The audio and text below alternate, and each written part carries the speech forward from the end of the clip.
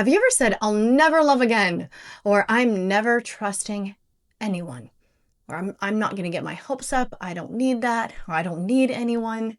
And maybe when you said those things, it felt strong and empowering and clear.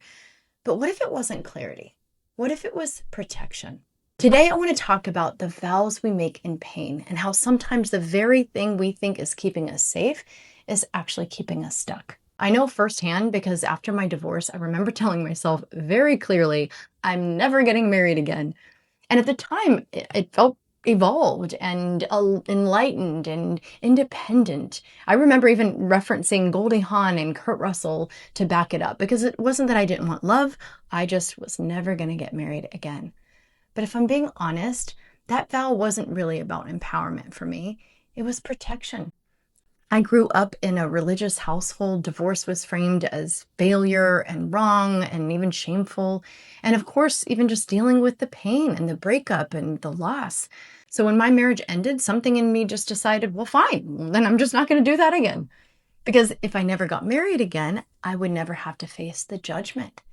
If I never got married again, I wouldn't have to face the pain. I wouldn't have to face the shame. I would never have to fear the risk of failure again. And I never would have to confront my upbringing that was conflicting with what was true for me at the time. And here's what took me a long time to actually see. It wasn't that I didn't want marriage. I didn't want the version of what I was taught about marriage. And those were not the same thing to me. But until I really untangled that and uncovered that, of course, I kept on attracting unavailable relationships and emotionally distant men and situationships. And eventually I had to ask myself, what's the common denominator here? Well, guess what? It was me. The vows I made from my pain was keeping me from my own truth and what I wanted deep down. And we all do this, especially after painful loss or betrayal or rejection. We make these personal vows and these self-promises and these rules and commitments about how we will or won't move forward. But oftentimes they are from our pain and from what we're avoiding. And sometimes they feel empowering. We even might even convince ourselves there are boundaries. But that's where we have to pause because boundaries and protective promises are not the same. And don't get me wrong, there is nothing wrong with self-protection. Discernment and wisdom, that keeps you from unhealthy situations and harmful experiences. Knowing what serves you and what doesn't is growth and awareness. But it's important to know that a boundary supports your truth. A protective vow usually tries to eliminate the possibility of pain or avoid it altogether, and that often shuts us down. A boundary might say, I won't tolerate being lied to, where a protective vow just says, I'm never trusting anyone again. Do you feel the difference? It's like one keeps you open and discerning, the other closes the door completely. So the question isn't whether you protect yourself, it's asking, is this protection coming from clarity, from truth, from my values, or is it coming from fear and pain?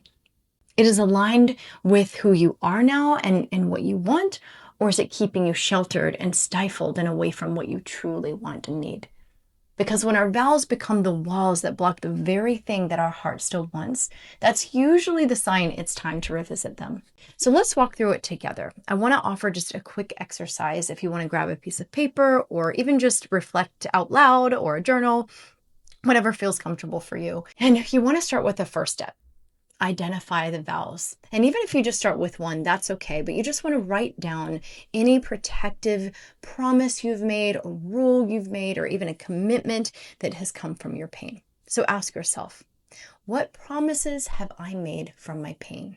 What rules did I create from hurt? And usually it's going to sound like I will never, or I won't, or I don't need, or I can't.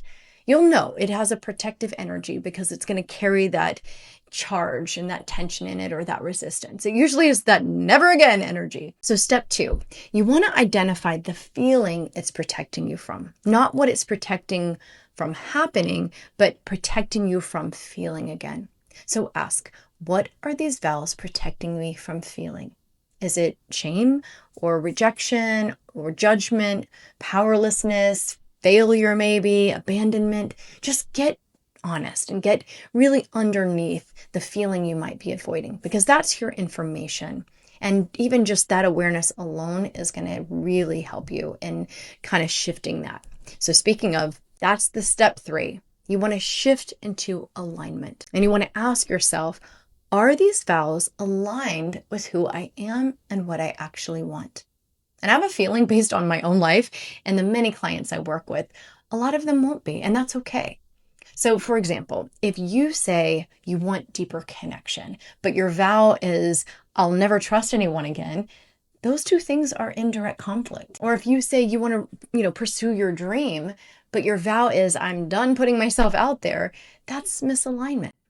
So this is where you want to reframe it and rewrite it, not from fear, but from clarity and from conscious choice. So if the vow is what we just talked about, I'll never trust anyone again, maybe an aligned version might be, I build trust slowly and wisely with people who earn it. Or if the other vow we talked about, I'm done putting myself out there, maybe an aligned version would be, I move toward opportunities that stretch me, but still feel right inside.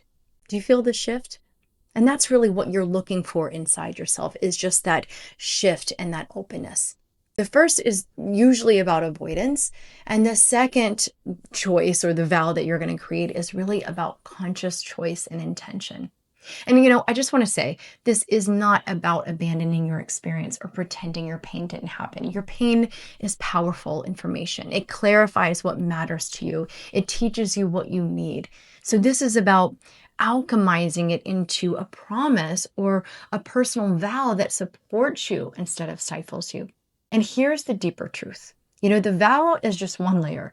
Underneath it is usually a belief and the story we tell ourselves and the meaning we assign to it. And then underneath that is the nervous system that has learned that it wasn't safe. And then often underneath that is the grief and the pain that hasn't been fully processed. So building enough safety inside yourself to live these new aligned vows, that takes time. That takes capacity. That takes trust in yourself again. And that's not always easy. So give yourself some grace and space and time. Even just doing this exercise, even just watching this video is enough. And if you want to move and shift it into a new aligned, great. But just bringing awareness to the personal vows that you're holding on to that may not be serving you is really powerful awareness. And alignment isn't about pushing yourself into something you're not ready for. It's about, slowly building enough safety in your body and clarity in your truth that comes from the choices of who you are now, not who you're protecting. And that's the real work. So if you recognize that some of your personal vows that you've been living by have not been serving you or actually holding you back, just notice it. You don't have to shame it or judge it, just the awareness alone. And even recognizing that they might have helped you survive at something. It may have served a purpose, and that's okay. But now might be the invitation to gently just loosen it up and reframe it. And if you want support doing this in any way that feels grounded and safe and true to you, that's exactly what I do, not just for myself, but for clients in my private one-on-one coaching, sunset to sunrise coaching journey. And I'll leave a link below where you can schedule a free call. I would love to connect with you. And then next week, we're going even deeper. We're going to go into the core beliefs underneath these vows that we create for ourselves and the stories that we tell ourselves that really shape our lives and shape our future, and how we can reframe that as well. So I will see you in the next video. In the meantime, thank you for being here, and I'll see you soon.